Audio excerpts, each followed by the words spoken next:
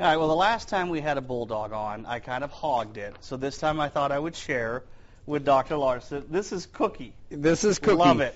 Cooky's 13 weeks old, and she is all English Bulldog. The amount of skin that Cooky has yet to grow into. Just look at this. I mean, it's just hilarious. So it's just cracking me up. All right, lumps, growths that we might find on our pets. Unfortunately, you can't just ignore them because sometimes they can be serious, potentially very serious skin growths on our dogs. What's a common one?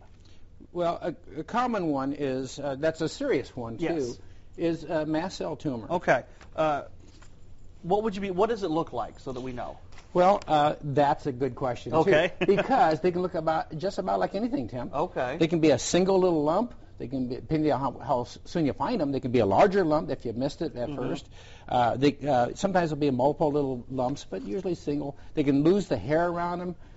Sometimes they don't. They can have a little stalk to them. Sometimes they don't. Usually they don't itch or irritate.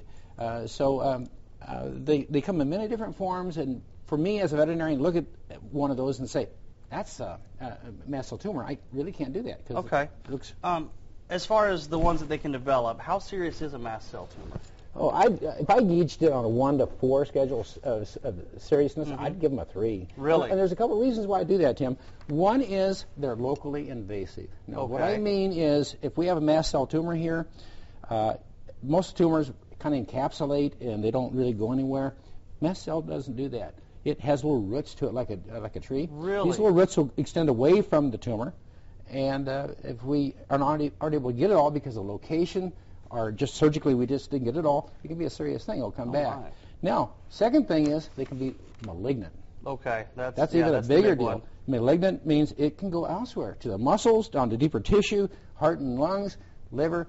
So, yeah, we take mast cell tumors as a serious thing. Cooky's about ready to fall asleep. I mean, if you look at those eyes, they're getting kind of droopy. Are there different types of mast cells?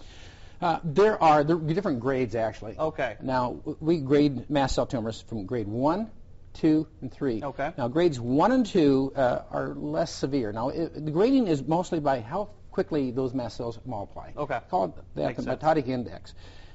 So 1 and 2 aren't so bad. Grade 3 is one that's multiplying very rapidly and can spread.